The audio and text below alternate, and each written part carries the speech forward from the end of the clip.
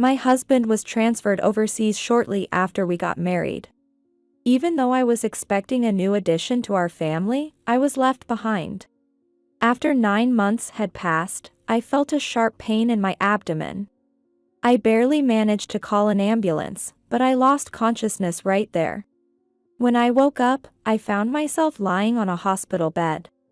I could see doctors and nurses bustling around me. However, I didn't feel anyone's presence close by. Eventually, one of the doctors noticed I was awake and quietly came over to talk about my condition. Please stay calm and listen. To be honest, it's a critical situation. So, we're going to proceed with an emergency C-section. Is that all right? With no real choice in the matter, I reluctantly agreed. Regardless of my own situation, nothing could happen to the baby inside me. And so, I was taken to the operating room. The next day, my husband, who had returned temporarily, rushed into my hospital room. A new member of our family was beside me. Emily. The way he rushed over seemed somewhat exaggerated. Maybe it looked that way because I was already feeling that way about him. You did great. I got a gift. It's for celebrating our new family member. When I saw the present he handed me, everything I felt for Tom went cold. The anger, the sadness, and even the love I still had left, everything disappeared. Tom. What? I can't do this anymore. Please, let's end it. Emily, I have never met a woman as hardworking and responsible as you. I always thought you were the most amazing person. So, Tom was a business partner of the company I work for, and we began dating after he asked me out many times. Now, here we are. so please, will you marry me? He proposed to me. We had been dating for a few years at that point. Supporting Tom, who worked at a major company, had never felt like a burden during our relationship. He was someone I wanted to follow. That's how I felt. Yes, I'd love to. I agreed without a moment's hesitation. Oh, thank goodness. Thank you. Both of us were busy with work, making it hard to find time together, but we respected each other and never forgot to show appreciation, which made our days happy. It was truly a life you could call smooth sailing. One day, Tom stopped me with a serious look on his face. I need to talk to you. I want you to stay at home, Emily. It might be just a foolish sense of pride, but I want to make you happy with my own strength. I was confused as he suddenly asked me that. Becoming a stay-at-home wife would mean abandoning the career I had built, even if only temporarily. I was already perfectly happy with our life as it was. But, if the man I chose said it, maybe respecting his wishes was part of my role too. With that thought, I felt I could do it. All right. I will continue to support you. And so, a completely new chapter of my life began. Sometime after I transitioned to being a stay-at-home wife, Tom came home looking absolutely overjoyed. Seeing him like that, I couldn't help but ask. What's going on? Something good must have happened. Yeah, it's been decided. I'm getting transferred overseas. I couldn't accept that news with happiness. After all, I had already been cut off from that path, so of course, I couldn't feel overjoyed. I didn't bear resentment or envy, but I definitely didn't feel like saying congratulations either. No, I didn't want to say it. Still, I told myself, you chose to be a homemaker, even if only once, and somehow managed to squeeze out a congratulations. Tom, whether he knew how I felt or not, hugged me tightly. Thank you. That warmth didn't melt everything away, but seeing him so giddy, like a kid with a new toy, made me feel a little affection for him. However, what would happen to me? Our home was newly built, and it wouldn't make sense to leave it, especially when I had no idea how many years it might be. That meant I'd be living alone here, right? This question crossed my mind. What should I do? Oh, since the house is brand new, could you stay back for me? So that's how it was going to be. In that case, why did I need to quit my job? Why did I have to give up my career? One frustration after another kept coming up. If I stopped thinking about it now, it would only mean postponing the problem. But would voicing it solve anything? I see. In the end, I had no choice but to face these realities without saying a word. And Tom left for overseas, leaving me behind. A few weeks later, an unexpected truth was revealed. I found out I was pregnant. I was happy, but I also felt a great deal of anxiety about raising a child alone. Regardless of whether I stayed home or not, at this point, the option to continue my career had likely disappeared anyway. In any case, I hurriedly tried to call Tom to tell him the news, but I couldn't get through at all. After all, it was his first time being assigned overseas. He was probably busy and overwhelmed with all the unfamiliar things. Feeling like I was about to be crushed by anxiety, I had no choice but to send a message. His response came the next morning, based on my local time. In his message, he seemed genuinely happy too, but there was no apology for missing my call, nor any mention of coming back to the US for the birth. Once again, a deep anxiety welled up in my chest. Why did I have to be alone at a time like this? The vague unease gradually took on a more specific form, turning into a feeling of loneliness. No matter how much time passed, he never made a single phone call. Our communication remained limited to messages. To make matters worse, as the baby in my belly grew, my physical health also started to deteriorate. Whether it was due to my mental state, I wasn't sure of the cause. Anyway, I felt incredibly lonely. Even after clearly telling him how I felt and asking him to come back, Tom adamantly refused, using work as his reason. I could understand his feelings too. Without work, he couldn't support us, and I knew very well the joy of doing work you're passionate about. On the other hand, leaving behind a pregnant wife who wasn't feeling well, without even making a single phone call, made me feel suspicious. My emotions swung back and forth between these two sides. After a while, despite knowing it wasn't good for my mental health, I decided to check Tom's social media to find out what was going on with him. After all, there was no other way for me to know anything about his current life. When I looked, I found that, despite never connecting with me on the phone and even our messages becoming less frequent, his social media posts were increasing day by day. A conversation I'd had with a friend a few days earlier began to replay in my mind. You should check it properly, at least once. Nina, who worked with me at my previous job and had always been a reliable mentor, was now working as Tom's boss, in a strange twist of fate. She had given me some advice. But how? You might not like the idea of snooping, but the quickest way is to check social media. If he's posting, you'll get a pretty good idea of what kind of life he's living over there. I definitely wasn't keen on it. But I knew that I couldn't afford to be picky about my feelings at this point. Nina had been right. Not only that, but there were also several photos with a local woman, as if to flaunt it. I became certain Tom no longer cared about me. Fortunately, the family and friends around me were taking great care of me. But it still hurt, regardless. The thought that the person I had decided to entrust my life to might be betraying me was enough to drive me crazy. And the more I thought about it, the worse my physical health got. Everything was a vicious cycle. Regardless of my feelings, the due date was steadily approaching. I wondered if Tom would come back when it was time to give birth. Honestly, I didn't have much hope anymore.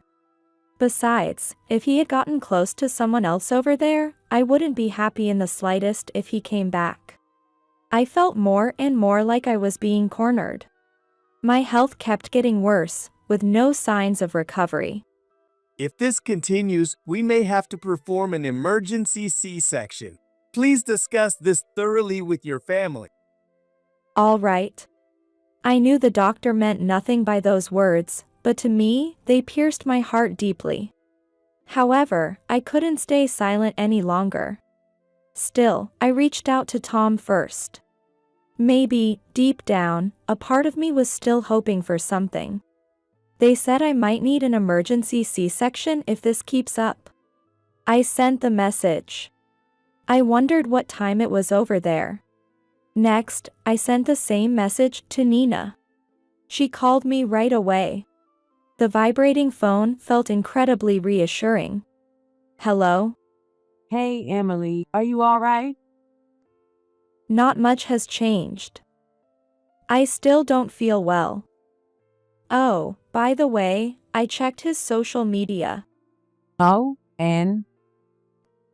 It's bad. I'm pretty sure he's just having fun over there.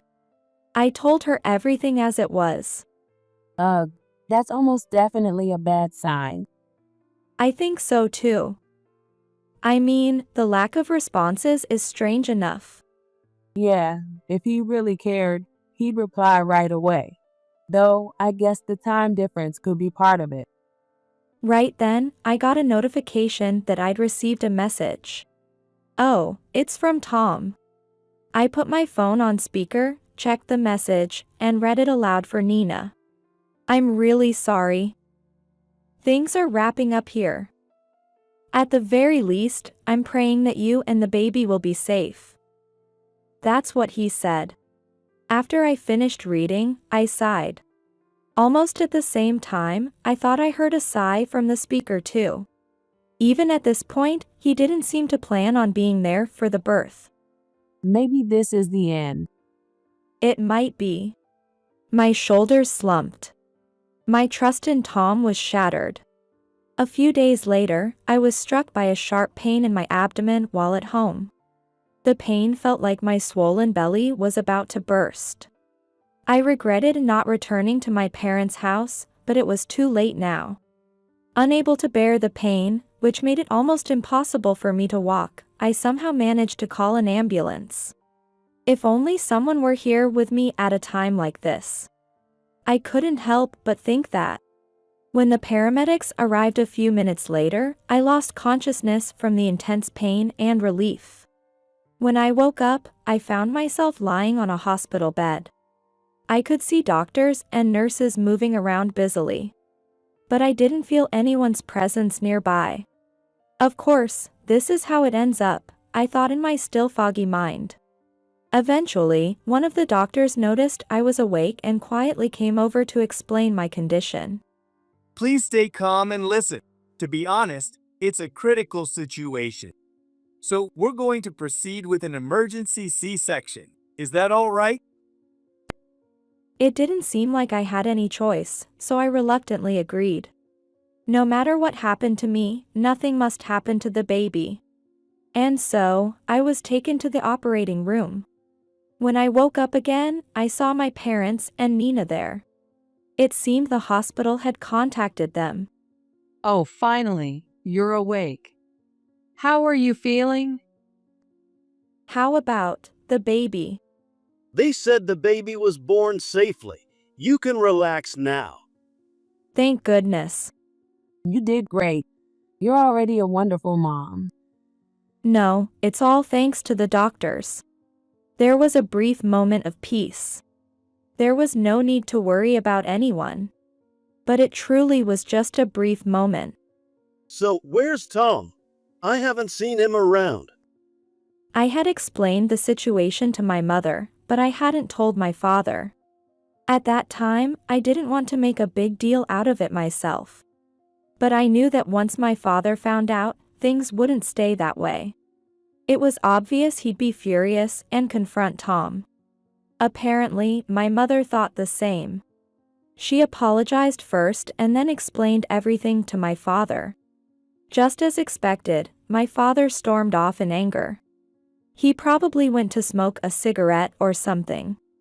My mother followed him to calm him down. That left just me and Nina in the hospital room. You're well loved, aren't you? I think so. So, any word from Tom? When she said that, I finally remembered. I asked Nina to get my bag and looked for the phone that should be inside. When I turned on the screen, there was one message. I finally finished work. I'll be there tomorrow. Even now, it seemed work was his top priority.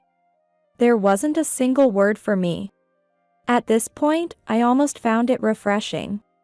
Honestly. Nina looked like she wanted to say more, but she just sighed and said nothing. The next day, Tom, who had temporarily returned, rushed into the hospital room.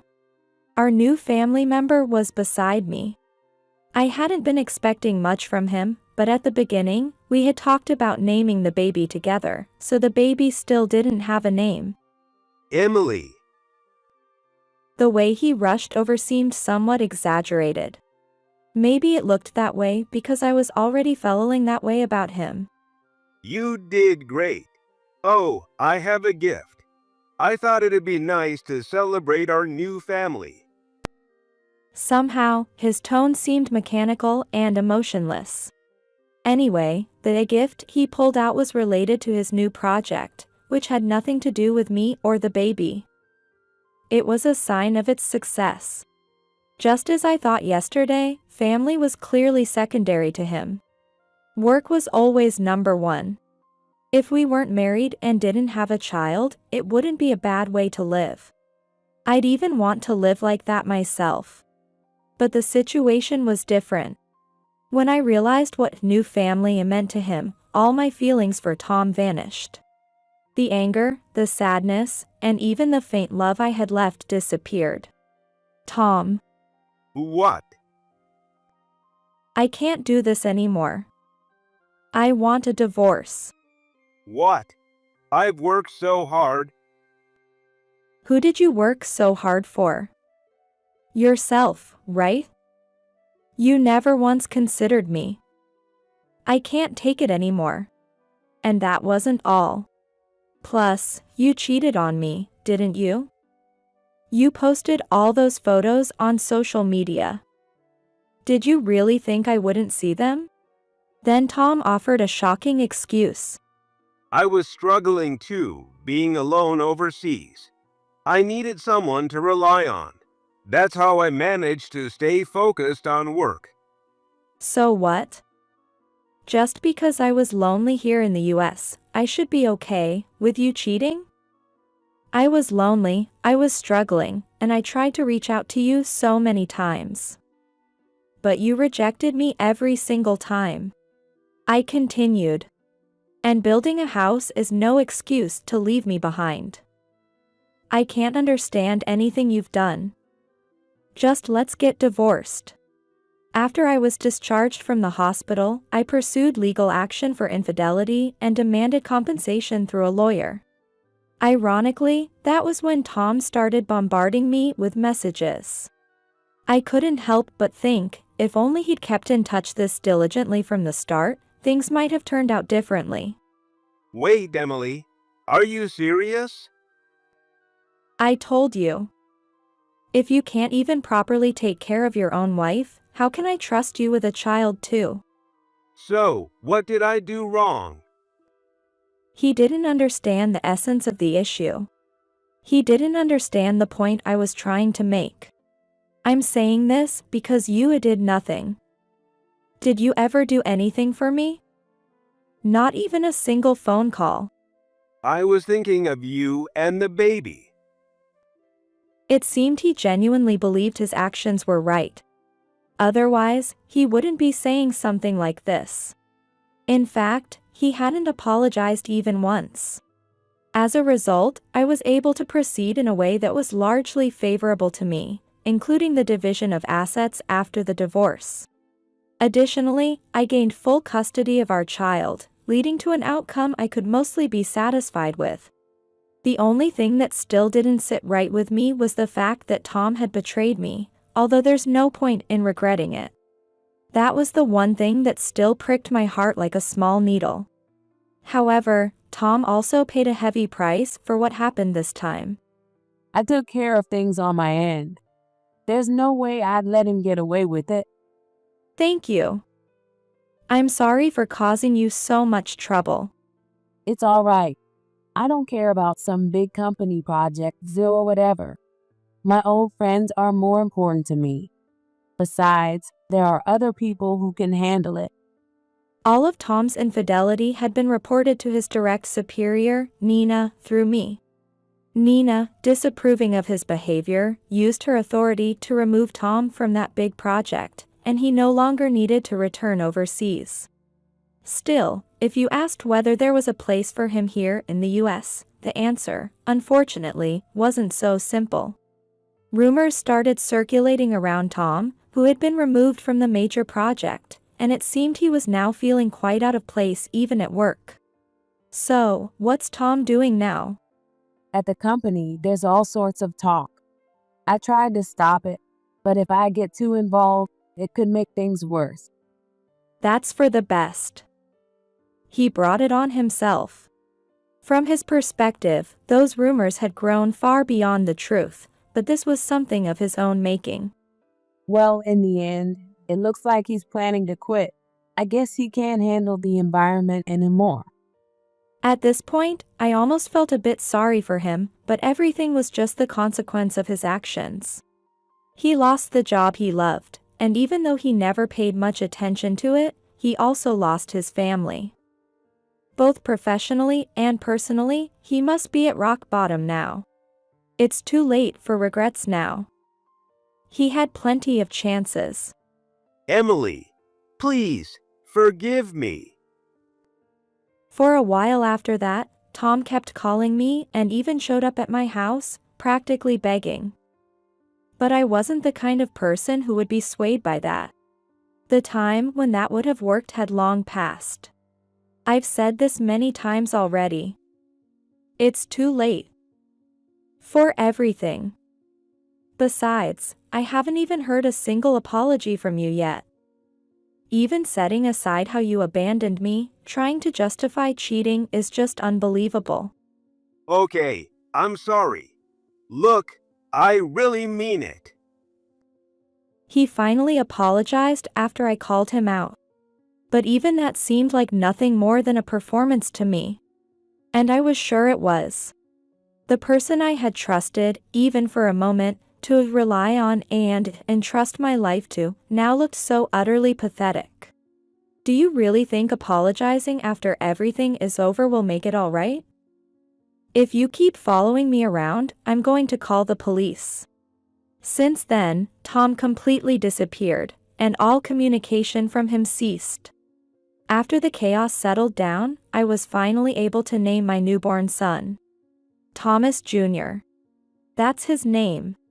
Not having a father might cause some inconveniences, worries, or burdens for this child.